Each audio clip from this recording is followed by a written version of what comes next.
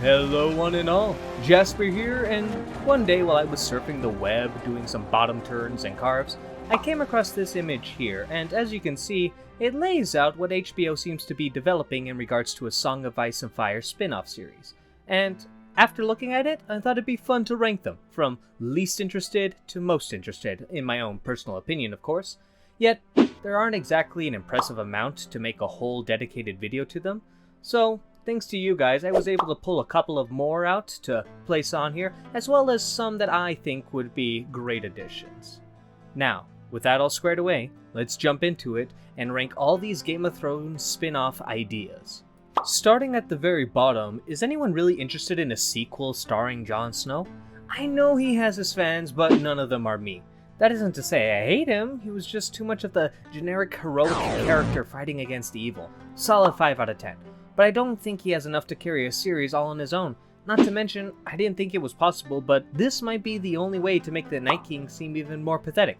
What? You thought that was the Night King? Nah, this is the the real Night King. Come back to me in 60 years when the book series is over, and I might reconsider its position. But for now, this one is dead last for me. Alright, moving along, what did I place as the second worst? 9 Voyages. Yep, that sounds about right.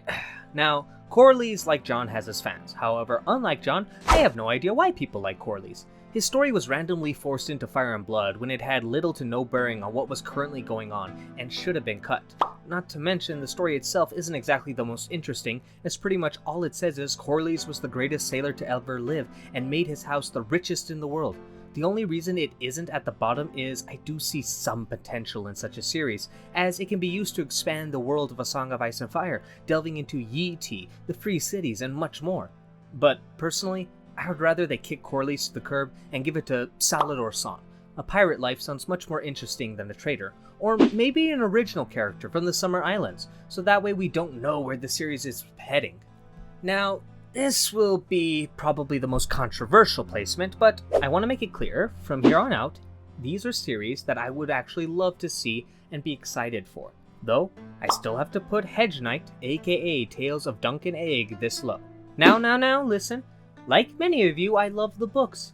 It's nice to have a much smaller story set in Westeros and following along a common man in his journey to becoming one of the greatest knights in Westeros. Here's the thing. Like the original book series, this one has also yet to finish, and I have a massive phobia of adapting unfinished work. Though, to be fair, thanks to other sources, we do know how the story ends, so I would have more faith in having a satisfying ending, and with George R.R. Martin seeming to be much more involved with these series, I would still look forward to it being adapted.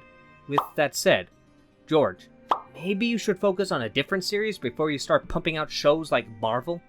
Moving along, the next spin-off series that I'll be talking about is 10,000 Ships. Really, I feel like this would be the perfect series for HBO to jump into, especially considering many of the motivations of the writers and other members working on House of the Dragon. You want a more diverse cast with strong female characters who kick ass?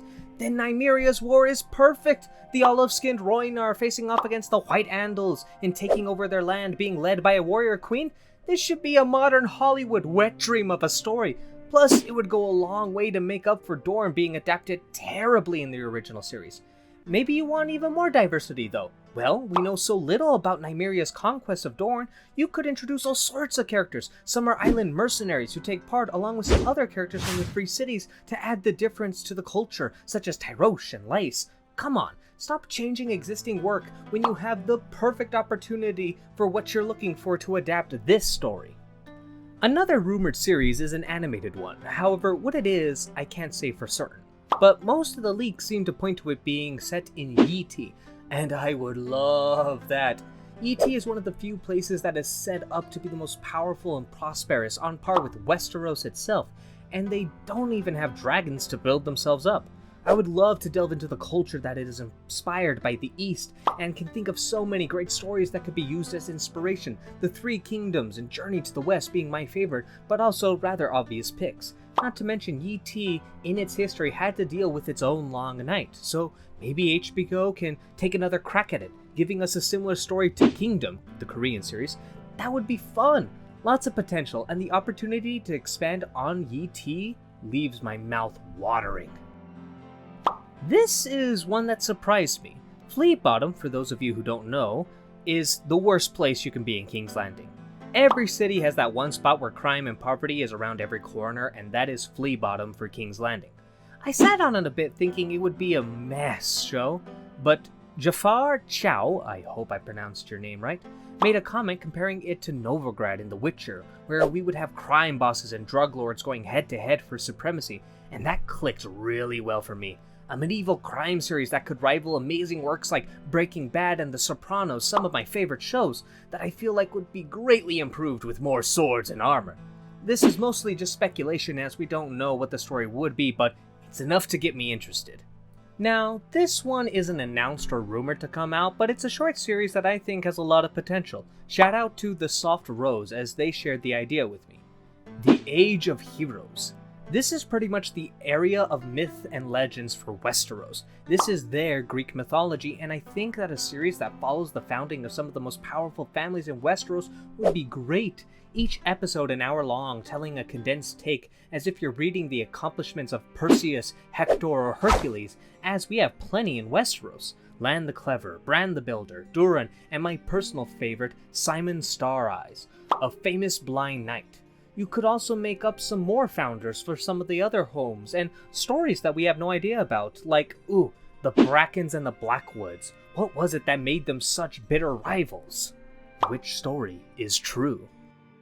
Now, we have gone a long ways without talking about the Targaryens, which is surprising as most people would know that I really don't care about the Targaryens, so any story revolving around them would be at the bottom, right?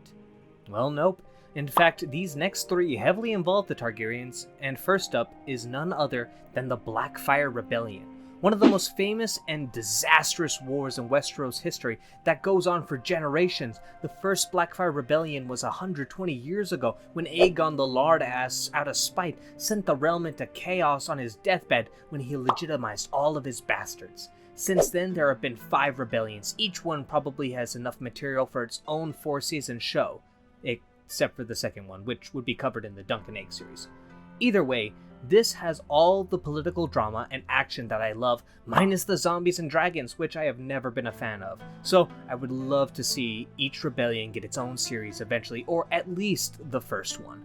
We are almost done. Just 2 more spin-off ideas, and I'll be honest, if you had told me about what was to come next after Game of Thrones, I would tell you that the only way to proceed would be to adapt one of these first.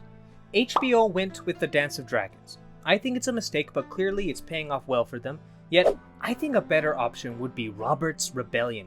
This should have been the prequel to Game of Thrones that we got, and it could have been the series to have given us the answers we were looking for instead of the sloppy mess we get in the original series. Plus, there's a familiar connection, as we'll be able to spend times with characters who were from the original series, such as Robert Baratheon, Eddard Stark, and Barristan Selmy, just to name a few, but also get to know very important characters that are always mentioned but never seen because of their death, such as Rhaegar Targaryen and Aerys, Arthur Dayne, Jon Arryn, Lyanna Stark, and many more.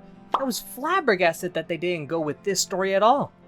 Yet, there is one spin-off idea that has an argument for being the obvious best choice. Personally, I would go with Robert's Rebellion, but even I will admit that starting at the very beginning of the Targaryen royal dynasty, with Aegon's conquest, well, it's just the most logical thing to do.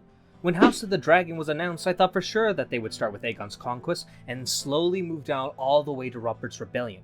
It made the most sense to me, so imagine my surprise when they decided to pick the very middle of the Targaryen dynasty and then branch out from there. It's dumb and clearly only dumb because they want to use dragons fighting each other as a big selling point for the future. Either way though, starting with Aegon and following down each generation like this is a new part of JoJo's Bizarre Adventure, with the exception of skipping Jaehaerys because that would be boring as fuck to watch. Yet, each king, one way or another, has quite an interesting story to tell. Some of them could get their very own season, or 2 perhaps. And there we go. These are all the spin-off series rumored, announced, or that I thought of and laid out in worst to best list. That I am sure will stand the test of time and never be looked back on in embarrassment. With that all squared away though, please like and subscribe, but most importantly, share the video to all your other Game of Thrones loving friends. Be safe, and I'll see you all next time.